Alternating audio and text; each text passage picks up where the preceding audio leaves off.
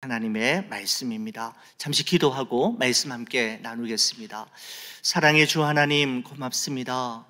가을 말씀 콘서트를 저희들에게 허락하시고 주일부터 지난 목요일까지 오늘 저녁에도 매 시간마다 말씀하여 주시고 말씀하실 하나님을 기대합니다. 오늘 이 밤에도 말씀 가운데 우리 교회를 향한, 우리 이곳에 모인 한 사람 한 사람을 향한 하나님의 뜻과 계획과 그분의 마음을 아는 귀한 시간이 되게 하여 주옵소서.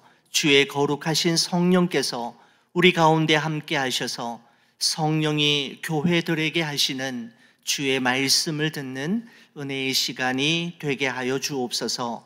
우리 주 예수 그리스도의 이름으로 간절히 기도 올리옵나이다. 아멘. 오늘 여러분과 함께 읽은 우리 본문의 말씀을 중심으로 오늘도 믿음의 등불을 듭니다 라고 하는 자의 말씀으로 은혜를 나누고자 합니다.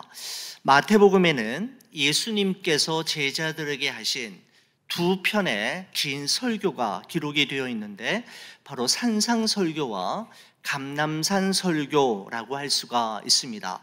산상설교는 예수님께서 공생의 사역 초기에 하셨던 말씀으로서 마태복음 5장, 6장, 7장에 기록되어 있는가 하면, 감람산 설교는 예수님의 공생의 사역 말미에 제자들에게 하셨던 말씀으로서 마태복음 24장과 25장에 기록이 되어 있습니다. 오늘 여러분과 함께 나누고 싶은 예수님의 열처녀 비유라고도 하고 슬기로운 다섯 처녀와 미련한 다섯 처녀라고도 불리우는 이 비유는 감람산 설교에 담긴 내용으로서 깨어있는 삶이 무엇인지, 믿음으로 끝까지 걸어가는 삶이 어떠한 삶인지에 대해서 잘 말씀해 주고 있다라고 생각이 듭니다. 여러분, 예수님의 이 열처녀 비유, 이 유명한 슬기로운 다섯 처녀와 미련한 다섯 처녀의 비유는 1절에 다음과 같은 말씀으로 시작이 됩니다. 그때의 천국은 마치 등을 들고 신랑을 맞으러 나간 열처녀와 같다 하리니 라는 말씀입니다. 예수님께서 사역하시고 활동하시던 당시의 유대인들은 결혼식 전에 약혼식이 있었고, 결혼한 신부는 1년 또는 그 이상의 시간을 친정에 머물면서 신부 수업을 하였습니다. 그 기간 동안에 약혼한 신랑은 신부와 함께 지낼 집, 살 집을 장만하는 그러한 과정을 지내곤 했습니다. 결혼식 날이 되면 신랑은 신부 부모님에게 신부 값을 드리고 신부를 데리고 오게 되는데, 신부는 신랑이 자신을 데려올 때까지 부모님의 집에 기다리고 있다가 신랑이 도착하게 되면 등불을 밝힌 들러리 친구들과 함께 이동을 해서 신랑 부모님의 댁에서 혼인잔치를 시작하게 됩니다. 유대인들의 전통적인 혼인잔치는 보통 7일 동안 진행이 되었고, 밤에 또 저녁에 아주 성대한 마을 잔치로 진행되었음을 역사적 고증을 통해 확인할 수가 있습니다. 예수님께서는 천국은 마치 등을 들고 신랑을 맞으러 나간 열처녀와 같다라고 하시면서 계속해서 이어서 2절에서 4절에 이와 같이 말씀하셨습니다. 그 중에 5은 미련하고 5은 슬기 있는 자라. 미련한 자들은 등을 가지되 기름을 가지지 아니하고, 슬기 있는 자들은 그릇에 기름을 담아 등과 함께 가져갔더니 라고 말씀을 하고 있습니다. 10명의 신부 친구들, 즉 10명의 들러리들 중에서 5명은 등을 가지고 있었지만 여분의 기름을 더 준비하지 않은 반면에, 또 다른 5명은 등과 충분한 기름을 모두 준비하고 있었다라고 이야기하고 있습니다. 여러분, 이 차이점 이외에 겉으로 보기에 이 10명의 처녀 모두는 다 똑같아 보였습니다. 여러분, 하지만 이들이 슬기로운 처녀와 미련한 처녀로 나뉘어지게 되는 결정적인 시점, 계기가 있었는데 오늘 본문 5절의 말씀에 보시면 이렇게 되어 있습니다. 신랑이 더디옴으로 라고 하는 이 표현입니다. 신랑이 더디옴으로 라고 하는 이 표현을 영어 성경에서는 신랑이 오는 시간이 딜레이 되었다라고 ESV에서 표현하고 있고, 유진 피터슨의 메시지 성경에서는 기대했던 때에 신랑이 나타나지 않았다라고 이야기하고 있습니다. 여러분, 그렇습니다. 평상시 때는 잘 모릅니다. 겉으로 보기에는 다 똑같아 보이지만 구분이 되고 구별이 될 뿐만 아니라 정확하게 나뉘어지는 때가 있다라고 하는 것을 이 말씀을 통해서 확인할 수가 있는 것이죠. 여러분, 한 사람의 진정성은 그가 예상했던 시간보다 딜레이 될 때, 자신이 기대했던 바대로 이루어지지 않을 때 비로소 드러나게 되는 것이죠. 그래서 저는 오늘 이 예수님의 비유의 첫 번째 핵심이 되는 단어가 있다라고 한다면 늦어짐이라고 하는 단어로 표현할 수 있겠다라는 생각이 들었습니다. 늦어짐으로 인해, 더뎌짐으로 인해 생겨난 사건이었던 것이죠. 사무엘상 13장의 말씀에 보면 이스라엘의 영원한 숙적이었던 블레셋과의 전쟁을 앞두고 이스라엘 백성들은 그야말로 겁을 먹고 혼비백산이 되어서 흩어지는 다급한 상황에서 사울 왕이 사무엘 선지자를 간절히 기다리지만 무슨 연유에서인지 그날따라 사무엘 선지자는 정해진 시간에 정해진 장소에 나타나지 않았습니다. 여러분, 그때의 상황에 대해서 사무엘상 13장은 다음과 같이 우리에게 말씀하고 있습니다. 사울은 사무엘이 정한 기한대로 이레 동안을 기다렸으나 사무엘이 길갈로 오지 아니하매 백성이 사울에게서 흩어지는지라 라고 말씀하고 있습니다. 사울은 사무엘이 오기로 했던 그 정한 기한대로 이레 동안을 줄곧 기다렸지만 오기로 했던 그 날짜에 사무엘이 오지 아니하였다라고 이야기하면서 그 다음의 말씀에 보면 어떻게 행동하는가에 대해서 이렇게 말씀합니다. 사울이 이르되 번제와 화목 제물을 이리로 가져오라 하여 번제를 드렸더니 번제 드리기를 마치자 사울이 온지라 라고 말씀하고 있습니다. 사울 왕은 사무엘을 기다리지 못했고 조급한 마음에 제사장만의 고유한 영역을 침범해서 본인이 직접 번제를 드리는 하나님께 제사를 드렸습니다. 사울 왕이 제사를 드리자마자 사무엘이 도착하게 되었던 것이죠. 여러분, 사울 왕의 모든 상황을 짐작할 때 충분히 이해가 되는 부분도 있지만은 여러분, 한 가지 안타까운 것은 조금만 그가 더 기다렸더라면 이라고 하는 아쉬움만큼은 떨쳐버릴 수가 없습니다. 사울 왕은 그 이후로 계속해서 내리막길 인생을 걸어가기 시작했는데 그 결정적인 원인이 무엇이었는가 하면 예상보다 지연된 시간을 충분히 기다려내지 못했기 때문으로 말미암은 것이었습니다.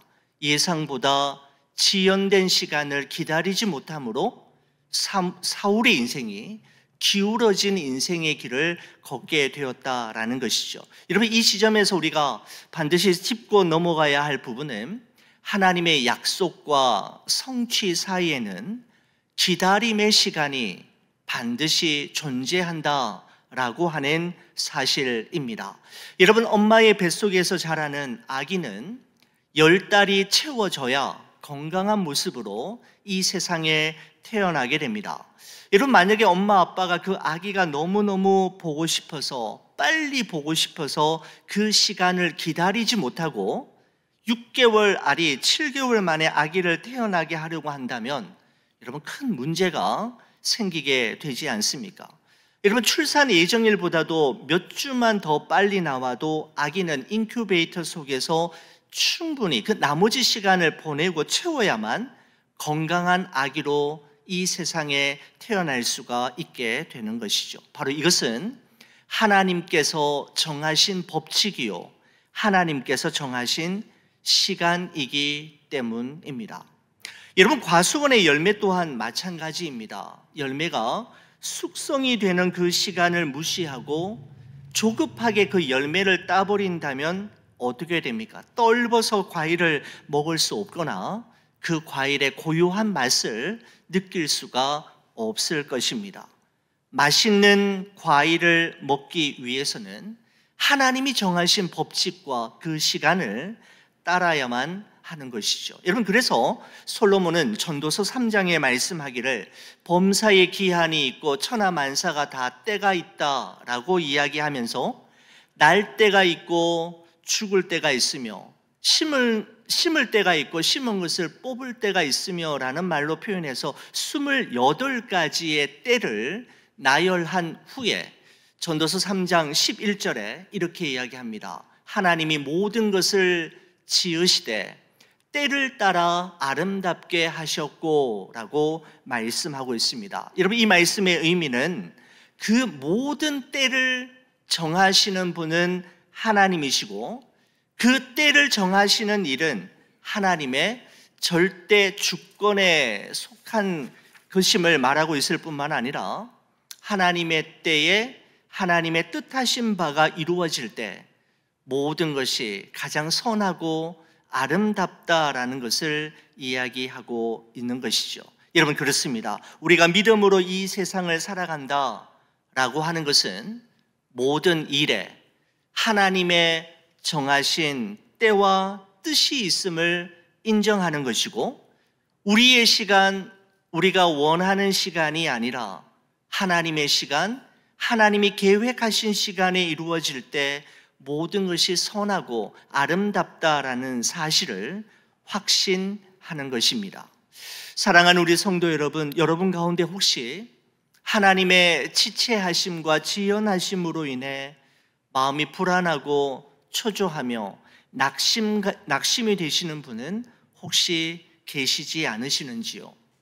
하나님의 지체하심은 우리를 사랑하시지 않거나 우리를 돌보시지 않음이 아니라 하나님의 정하신 때가 따로 있음을 의미하는 것이고, 하나님의 지연하심은 그분이 이루실 더 크고 놀라운 계획이 있음을 꼭 기억하실 수 있기를 바랍니다. 여러분, 이처럼 신랑이 오는 시간이 예상했던 것보다 늦어지고 기대했던 것보다 지연됨으로 인해서 그 일로 말미암아 비로소 슬기로운 5처녀와 미련한 5처녀가 나뉘어지게 되는데, 여러분, 신랑이 신부집에 도착하는 시간을 모르는 10명의 신부 들러리들은 그 기다림에 지쳐서 모두 다 졸며 잤다라고 말씀하고 있습니다. 여러분, 우리는 일반적으로 신랑이 그날 밤에 왔을 때 미련한 처녀 5명만이 잠을 자고 슬기로운 5처녀들은 잠을 자지 않은 것으로 이 비유를 이해하고 있지만, 여러분, 예수님께서는 비유에서 분명하게 이렇게 말씀하셨습니다. 신랑이 더디 오므로 다 졸며 잘세라고 말씀하고 있습니다. 여러분, 그래서 예수님의 이 비유의 핵심은 누가 졸았느냐, 누가 잤느냐에 있는 것이 아니라 누가 준비하고 있었느냐, 누가 준비하고 있지 않았느냐에 방점이 찍혀 있는 비유라고 할 수가 있는 것이죠.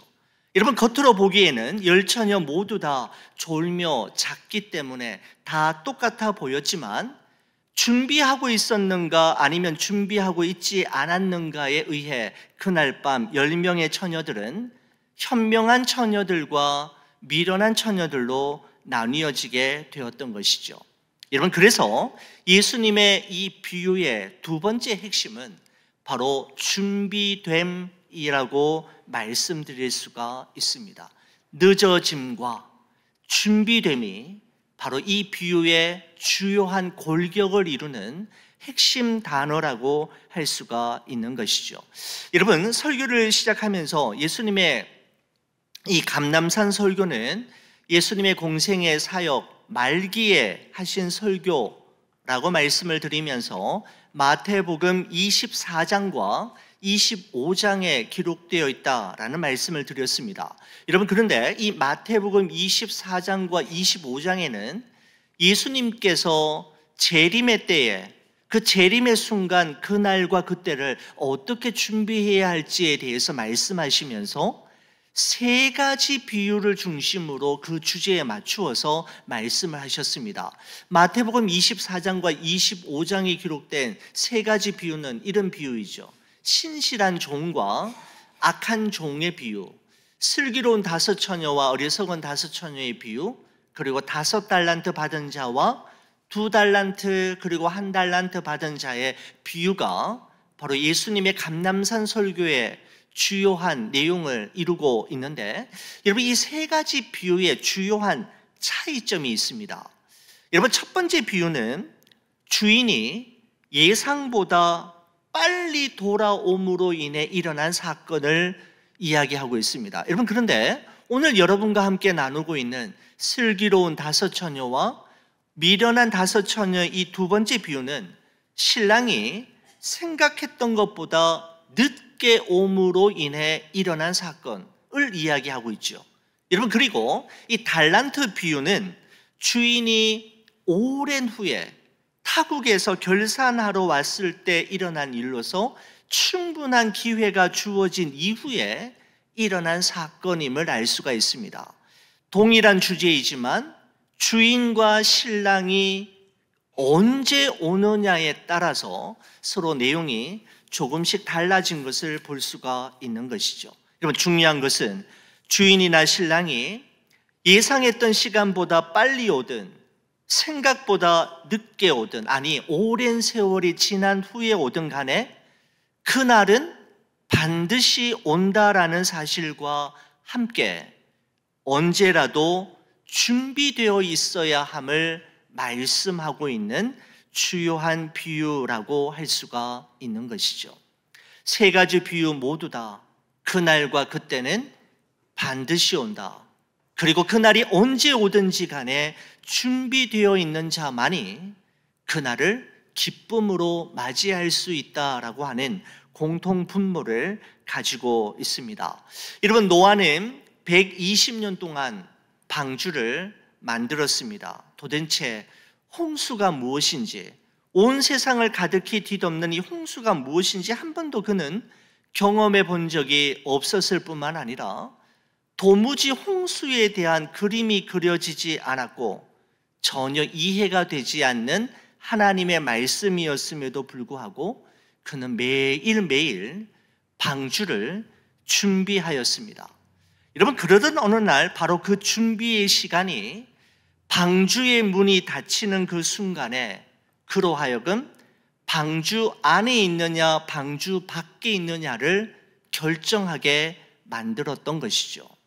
준비하는 그 시간이 방주의 문이 닫히는 순간 내가 그 방주 안에 있는가 밖에 있느냐를 결정하였던 것만큼 준비의 시간은 너무나도 중요했습니다. 여러분, 예수님의 10 처녀 비유도 마찬가지입니다. 여러분, 슬기로운 5 처녀들도 다른 처녀들과 마찬가지로 똑같이 졸았고 똑같이 잠을 잤지만, 여러분, 이들이 잘한 것은 무엇입니까? 등과 기름을 잘 준비하고 있었다라는 점 아닙니까? 여러분, 이 준비가 혼인잔치집의 문이 닫히는 순간에 그들로 하여금 혼인잔치집 안에 있느냐 밖에 있느냐를 결정하게 만들었던 것이죠. 준비의 여부가 방주 안과 밖, 준비의 여부가 혼인집 안과 밖을 나누는 결정적인 계기가 되었던 것입니다. 여러분, 하나님의 약속과 성취 사이에 존재하는 모든 기다림의 시간은 바로 그날과 그때를 준비하는 시간이며 그날에 우리가 있게 될 그곳을 결정하게 만드는 너무나도 중요한 시간이 될 것입니다. 여러분, 그렇다면 우리 그리스도인들은 그날과 그때를 위해서 무엇을 준비해야 하는 걸까요? 여러분, 예수님께서 열처녀 비유를 통해 예수님께서 다시 오실 그 재림의 그날과 우리 한 사람 한 사람이 하나님의 얼굴을 보며 그날 그분 앞에 서게 될 날을 맞이하기 전에 우리가 그리스도인들이 준비해야 할 그 등과 기름은 구체적으로 무엇을 의미하는 걸까요? 여러분, 성경학자들마다 이 등이 무엇인가, 기름이 무엇인가에 대한 다양한 견해를 이야기하고 있지만 저는 이 견해가 제 마음에 가장 와닿았습니다. 여러분, 등은 기름을 담는 그릇으로서 우리 외적인 신앙생활을 의미한다라고 말씀드릴 수가 있겠습니다. 여러분, 예를 들어서 주일날이면 주일을 성수하고 예배를 드리고 교회에 와서 다양한 사역들에 조인하며 봉사하는 것, 매일매일 성경을 읽고 기도의 시간을 가지며 교회 다니는 사람답게 언제 어디서나 정직하고 바르게 구별된 삶을 살아가는 것, 그리스도인의 외적인 신앙의 모습이 등이라고 할 수가 있는 것이죠. 여러분, 하지만 신앙생활의 이러한 외형적인 모습만을 가지고서는 그 사람이 진정한 그리스도인인지 아닌지를 정확하게 알 수가 없습니다. 여러분, 그래서 예수님께서는 등뿐만이 아니라 기름이 준비되었는지를 보셨는데, 여러분, 기름은 바로 등 안에 들어가는 본질적인 내용으로서 믿음이라고 말씀드릴 수가 있는 것이죠. 여러분, 예수님께서는 인자가 세상에 올 때 믿음을 보겠느냐라고 하셨는데, 예수님께서 이 세상에 다시 오실 때 보기를 원하시는 바로 그 믿음은 여러분, 도대체 어떤 믿음을 이야기하는 걸까요? 예수님이 이 세상에 다시 오실 때 믿는, 보기를 원하시는 그 믿음이라는 것은 예수 그리스도를 나의 주 나의 하나님으로 고백하고 예수 그리스도의 십자가의 죽음과 부활하심으로 말미암아 내가 죄 사함을 받았고 하나님의 자녀가 되었음을 믿는 믿음을 의미합니다. 여러분, 또한 이 믿음이라는 것은 우리의 눈에 보이지 않고 우리의 손에 잡히지 않지만 하나님께서 나와 함께 하시고 우리를 향한 하나님의 계획과 뜻이 있으며 하나님의 때와 뜻이 있음을 믿고 믿음으로 살아가는 삶, 신앙의 경주를 끝까지 하는 것, 바로 그것이 믿음이라고 할 수가 있는 것이죠. 여러분, 그래서 등은 있으나 기름이 준비되지 않았다라고 하는 것은 그가 종교인이기는 하지만 신앙인은 아니었음을 이야기하는 것이고, 그에게 경건의 모양은 있었지만 경건의 능력은 없었음을 이야기하는 것이죠. 여러분, 중고등학교 우리 시절에 여러분 수업 시간에 여러분 콤파스를 가지고 원을 그리는 일을 참 많이 했던, 콤파스를 중앙에 딱 찍어 가지고 둥글게 원을 그리는 여러분 그런 수업을, 그런 그림을 그리는 일을 한 적이 있습니다. 여러분, 큰 원을 그리든지 작은 원을 그리든지 어떤 크기의 원을 그리든지 원을 그리기 위해서 가장 중요한 것은 그 콤파스의 침이 중심에서 흔들리지 않는 것입니다. 여러분, 중심에서 그 침이 흔들리는 순간 원은 정확한 원이 될 수 없고 찌그러진 원이 만들어질 수밖에 없는 것이죠. 흔들리지 않는 중심만이 온전한 원을 그릴 수가 있는 것처럼 우리가 이 세상을 살아가되 온전한 그리스도인답게 살아가기 위해서는 우리에게 흔들리지 않는 믿음, 중심에 박힌 그러한 흔들리지 않는 믿음이 반드시 있어야만 하는 것이죠. 여러분, 저는 예수님의 이 비유를 보면서 이해가 잘 되지 않는 부분이 하나 있었습니다. 이런 무엇인가 하면 여러분, 예상했던 시간보다 늦게 신랑이 도착함으로 말미암아 다 졸며 자다가 여분의 기름을 더 준비하지 못한 미련한 그 5 처녀가 슬기로운 5 처녀에게 부탁을 하지요. 여분의 기름이 좀 있으면 나에게 좀 기름을 좀 나눠 달라라고 이야기했을 때 슬기로운 다섯 처녀의 대답이 저에게는 참 의외로 다가왔습니다. 이렇게 이야기하지요. 슬기 있는 자들이 대답하여 이르되 우리와 너희가 쓰기에 다 부족할까 하노니 차라리 파는 자들에게 가서 너희 쓸 것을 사라 하니 그들이 사러 간 사이에 신랑이 오므로 준비하였던 자들은 함께 혼인잔치에 들어가고 문은 닫힌지라 라고 말씀하고 있습니다. 여러분, 미련한 다섯 처녀가 기름 좀 빌려달라라고 이야기했을 때 슬기로운 다섯 처녀들은 그 기름을 빌려주지 않았습니다. 오히려 밖에 가서 사가지고 오라라고 이야기하는 것이었습니다. 여러분, 너무나도 인색하고 여러분 냉정한 사람처럼 보이지 않습니까? 여러분, 하지만 예수님께서 이 대사를 통해서 말씀하고자 하시는 바는 이것입니다. 그날과 그때를 위한 준비는 자신의 몫이지 다른 사람이 대신하거나 다른 사람과 함께 나눌 수 있는 것이 아님을 말씀하고 있는 것이죠. 여러분, 그렇습니다. 내가 가야 할 길, 내가 살아내야 할 삶이 있는 것이죠. 그 삶을 대신해 줄 수 있는 사람은 아무도 없습니다. 여러분, 세상에는 다른 사람과 함께 나누고 다른 사람에게 빌려줄 수 있는 것도 있지만 그렇게 할 수 없는 것이 있는데 바로 기름, 믿음이라고 할 수가 있는 것이죠. 부모님의 신실한 믿음과 신앙으로 우리 자녀들이 구원을 받고 하나님의 자녀가 될 수는 없는 것이죠.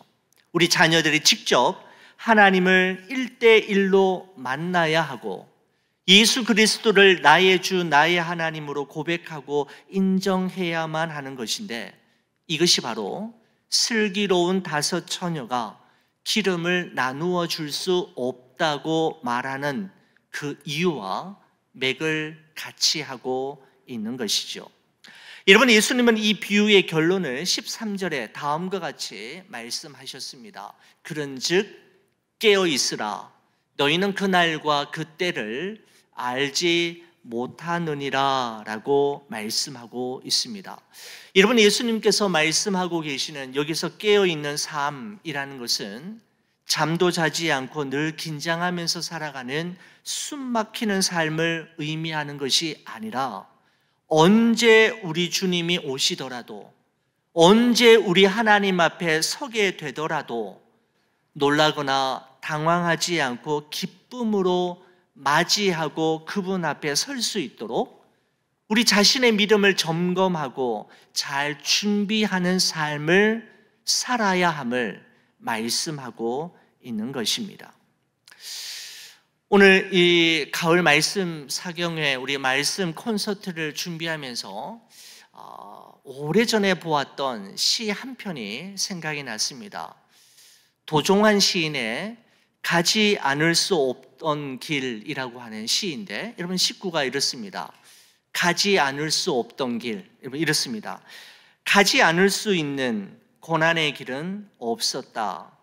몇몇 길은 거쳐오지 않았어야 했고 또 어떤 길은 정말 발 디디고 싶지 않았지만 돌이켜보면 그 모든 길을 지나 지금 여기까지 온 것이다. 한 번쯤은 꼭 다시 걸어보고픈 길도 있고 아직 해그런마다 따라와 나를 붙잡고 놓아주지 않는 길도 있다. 그 길 때문에 눈시울 젖을 때 많으면서도 내가 걷는 이 길 나서는 새벽이면 남모르게 외롭고 돌아오는 길마다 말하지 않는 쓸쓸한 그늘 짙게 있지만 내가 가지 않을 수 있는 길은 없었다. 내 앞에 있던 모든 길들이 나를 지나 지금 내 속에서 나를 이루고 있는 것이다. 오늘 또 가지 않을 수 없던 길, 오늘 또 가지 않을 수 없던 길이라는 19로 이 시가 마무리가 됩니다. 시 제목이 참 좋았습니다. 가지 않을 수 없던 길, 가지 않을 수 없던 길, 가야만 했던 길이라고 하는 의미를 가지고 있지요. 저는 이 시가 바로 우리가 지금까지 지난 한 해 동안 그리고 지금 이 순간까지 우리가 걸어왔던 길과 우리의 삶을 잘 설명해주고 반영해주고 있다라는 생각이 들었습니다.